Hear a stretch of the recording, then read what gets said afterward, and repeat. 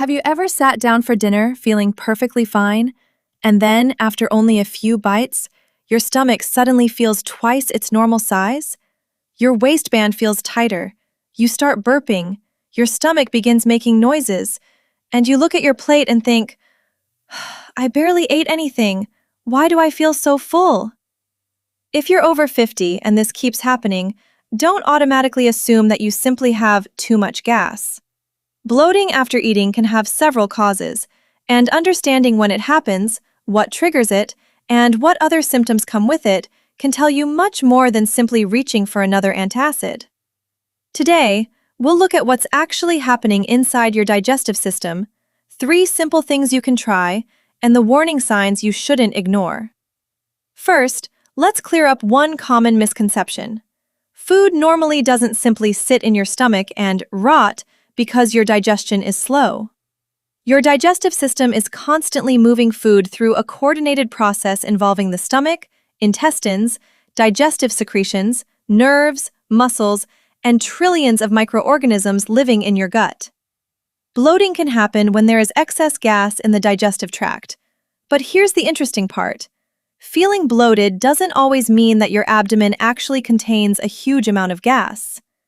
The sensation can also be related to how your gut moves, how sensitive it is to stretching, constipation, swallowed air, or how your abdominal muscles respond after eating. That's why 2 people can eat the same meal, and one feels completely normal while the other feels extremely uncomfortable.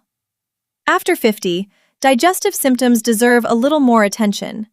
Not because bloating automatically means something serious, most of the time it doesn't.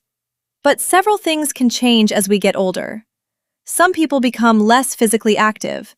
Constipation may become more common. Certain medications can affect digestion. And foods that never bothered you years ago may suddenly become harder to tolerate. For example, some adults become less tolerant of lactose, the natural sugar found in milk and some dairy products. Others notice problems after beans, onions, certain wheat products, large fatty meals, carbonated drinks, or sugar substitutes. So instead of asking, what medicine gets rid of my gas? A better question may be, what is causing my symptoms in the first place? Here's something surprisingly simple. Pay attention to how quickly you eat. When you eat rapidly, you're more likely to swallow air. That air has to go somewhere. Some comes back up as burping. Some travels farther through the digestive system.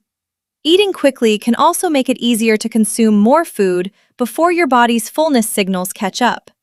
So for your next meal, try this. Take smaller bites. Put your fork down occasionally. Chew comfortably, and give yourself time to eat.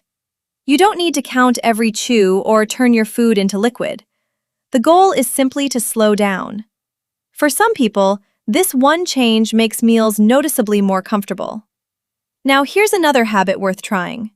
Instead of finishing dinner and immediately sinking into the couch, take a short, comfortable walk. It doesn't need to be a workout. Even 10 to 15 minutes of gentle movement after a meal may help some people feel more comfortable and supports normal digestive movement. And if you frequently experience heartburn or reflux, lying flat immediately after eating may make your symptoms worse. So think of your evening walk as more than exercise. It's a simple transition between dinner and the rest of your evening. Walk around the neighborhood, walk through your home, or simply move at a comfortable pace that is appropriate for your mobility and health. Now let's talk about the kitchen remedy you may have heard about, ginger and fennel tea. Ginger has been studied for several digestive effects, including its influence on stomach movement and nausea. Fennel has also traditionally been used for digestive discomfort. But let's keep our expectations realistic. This is not a guaranteed 24-hour cure for bloating, and it doesn't flush old gas out of your stomach. Think of it instead as an optional warm beverage that some people may find soothing.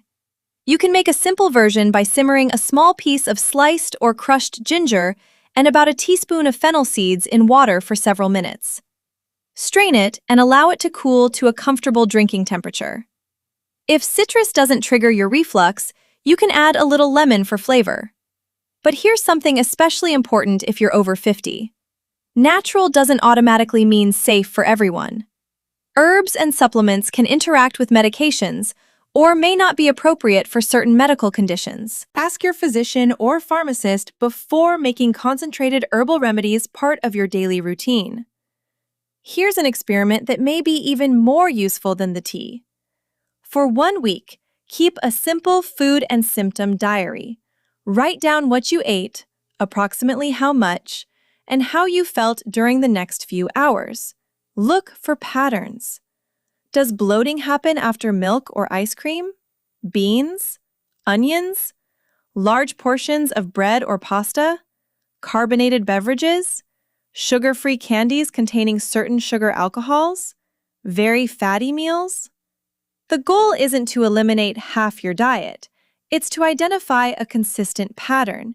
And if you do find one, discuss it with your healthcare professional before making major long-term dietary restrictions. Which food seems to trigger your bloating? Tell us in the comments. What about antacids? This is where we need to distinguish bloating from heartburn. Antacids neutralize stomach acid. That can make them useful for certain acid-related symptoms. But stomach acid isn't automatically the cause of every bloated stomach. If you find yourself needing an over-the-counter acid medication frequently, don't simply keep increasing how often you use it. Talk with your healthcare professional or pharmacist. The appropriate treatment depends on what is actually causing your symptoms. And if you're already taking prescription medication for acid reflux, don't stop it because of something you heard in a YouTube video. Medication changes should be discussed with the clinician managing your treatment. Now we come to the most important part of this video. Occasional bloating after a large meal is one thing, but new, persistent, worsening, or unexplained bloating, particularly later in life, deserves medical attention.